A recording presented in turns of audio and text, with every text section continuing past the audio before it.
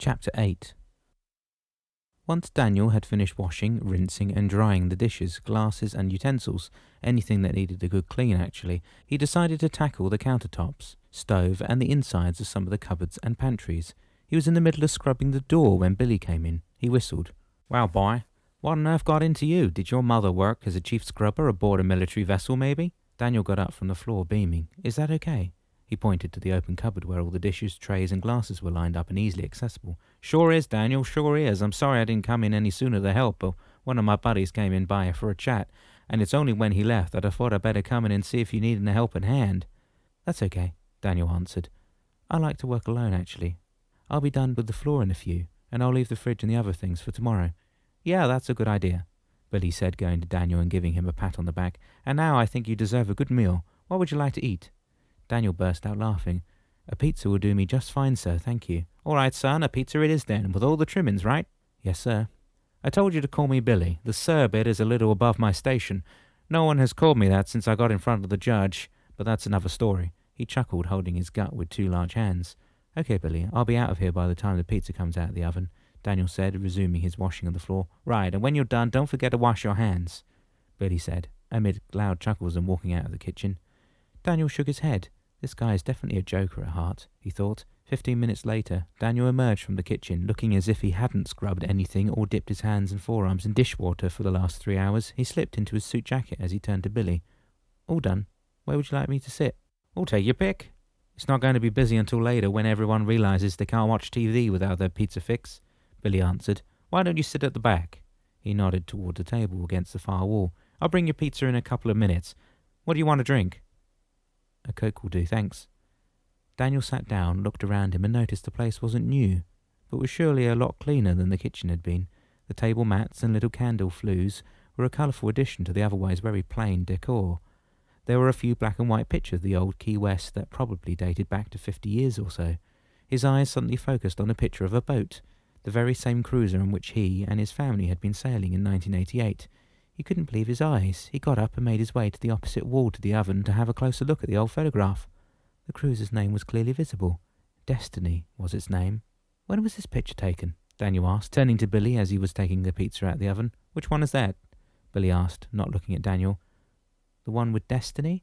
Billy raised his gaze from what he was doing. "Ah, yes, that was my parents' cruiser. I think it was taken about 20 years ago now. Why? Do you know her?" "I think I've seen her at the marina." "I doubt that, son. Maybe you saw a similar boat, but Destiny here was scrapped about 10 years back when my folks died." Billy paused while he slid the pizza on a plate. "Okay, if you'd like to sit down, I think it's time for you to get something in that tummy of yours." Daniel turned away from looking at the photograph and wondered how it was possible that the marina manager had told the Gomez that Destiny had been registered and had been mooring there regularly. Daniel shrugged the puzzling thought away for the time being and returned to sit at the table. Billy left him to eat on his own for a while and then came to sit opposite him. "Okay, son," he began. "I know it's probably none of my damn business, but where do you live right now?" Daniel shook his head. He didn't know if he should tell Billy the truth, that he had nowhere to sleep, or invent some other lie. "Well, I am staying in Key West for now," he replied, continuing to munch on another mouthful of a very delicious pizza. "And where in the city is that?" Billy insisted. Daniel lowered his gaze. "I don't know yet." "You ran away, didn't you?" "No, I didn't, actually. I can't really explain, but I was supposed to meet my family yesterday at the marina, and when I got there, the boat was gone. I've been trying to figure this out, and since no one is at home, I don't know where anybody is." "Okay, then," Billy said, nodding and getting up from the table. "I can give you a cot to sleep on tonight, if you promise me to try phoning your folks again in the morning. Deal?" He looked down at Daniel. The latter nodded. "Thanks, Billy. I'll call them in the morning, I promise." "Let me get you another Coke, and then I'll get you some blanket and pillow, okay?" Daniel nodded again. "What about helping out tonight when it starts to be busy?" "Sure, but only if you feel like it, okay?" Daniel found it a little strange that Billy seemed to care so much about his welfare and immediately wondered if the big fellow was another cat in disguise. "If he is, I just hope he can help me find my dad." "Okay, it's getting late in the day," Chippewa said. "Why don't we find some place to eat?" Both Dan and Gustavo turned and stared at him. "But I thought," Dan blurted. Chippewa shook his head. "You've got to get used to the fact that you're travelling in God's time, Dan. If you thought it was time for you to get to work, actually you've already done for the day." He pointed at the sun through the kitchen window of the apartment. "It's almost 7 p.m. right now and you're on your way home." Dan smiled. "I guess I'm not supposed to meet myself during this journey, am I?" Precisely. We'll visit your office tomorrow where you'll revisit what happened to you when you had your first real encounter with your innate talent for fixing things, apart from fixing vintage cars, that is. That's a neat way to revisit one's past, Gustavo remarked. It's like viewing a rerun of your own life. Yes, that's exactly what we will be doing, Chippewa replied. But what about my life? Am I going to go back to 1988 when it's all said and done? Well, that will be entirely up to you, Gustavo. We'll probably be given a choice, but for now I suggest we go to have something to eat before we retire for the night. And where will that be? If we can't stay in this apartment, where will we sleep then? Dan asked, very curious to hear what Chippewa had planned. Sleeping under the stars was not really what he preferred. I think we'll find a nice little motel to rest our weary heads, Chippewa replied, turning toward the door of the apartment. Let's go then, before we meet anyone who would have a lot of unanswerable questions for us.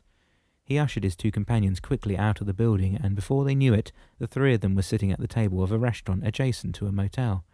After their meal, Gustavo asked, So what happened to Chiquilin later on? Did you two keep in touch? Dan seemed pensive for a moment before he said, Chiquilin was actually the one with whom I ended up moving to Pennsylvania when I opened the Domino's Pizza. Do you mean you got a Domino's franchise? Gustavo looked slightly puzzled. Is that why you wanted to eat a pizza when we were first out on the town together? I guess there was something about pizzas that triggered some memories. Then yes, if that was if I ate a pizza, somehow I would remember what happened to me. Yeah, that's what I thought, Gustavo said, nodding. It was odd the way you were always honing on pizza places.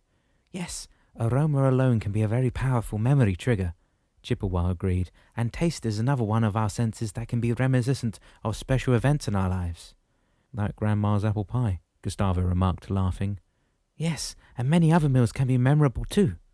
And Dante or Chiquiling was with you when you got the pizza franchise then? Yes, Gustavo, Dante was my right-hand man and my best friend. He was also there when I had the skiing accident. Is that your famous accident when you bumped your head and ended up in a hospital for a while? The very same, yes. Sorry to interrupt here, Chippewa said, but I think we shouldn't get ahead of ourselves in our travels. What do you mean? Dan asked, probably hoping he wouldn't have to relive the ordeal once again. I mean, we've got some ways to go before we get to that time, and I don't think it's a good idea to skip some other important events in your life. As long as I don't have to relive that day, I'll be fine going as slow or as fast as you want me to, Chippewa. But on the other hand, I'd like to get to Daniel as fast as I possibly can. I can understand the urgency, Dan, believe me, yet alone we'll have to abide by God's time, and jumping ahead of you getting married or you becoming a father is not part of his plan. All right then, Dan said, nodding. Where do we go from here?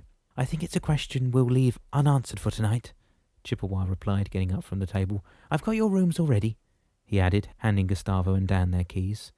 Separate rooms, eh? Gustavo said, chuckling. Dan shook his head and smiled. Yeah, I think you can snore all by your lonesome for once, he said, getting to his feet. I don't snore, Gustavo declared, visibly not believing a word of what he said. The three men left the restaurant laughing. As they were on their way to their respective rooms, Dan asked Chippewa, What about the bill? Did you pay it? Someone saw to that detail, Dan. Don't worry, unless you want to try finding your wallet. Okay, Chippewa, I get it. I just didn't want to have any problem with the manager, that's all. Chippewa stopped and turned to face Dan. Listen to me, son. You're not in an earthly state at the moment. You, Gustavo, and I are only visible when we need to be, so please, go with the flow, will you? You mean we're like ghosts? Gustavo asked, after he listened to Chippewa's explanation. If you like to call it that, yes, but I prefer calling it an alternate state myself. That's neat. Whatever you call it, Gustavo said, falling in step with Chippewa and Dan again. Dan was quite amazed with the whole thing. He could hardly comprehend how fast they had travelled already, and now being told that he was in an alternate state was even more mind-boggling.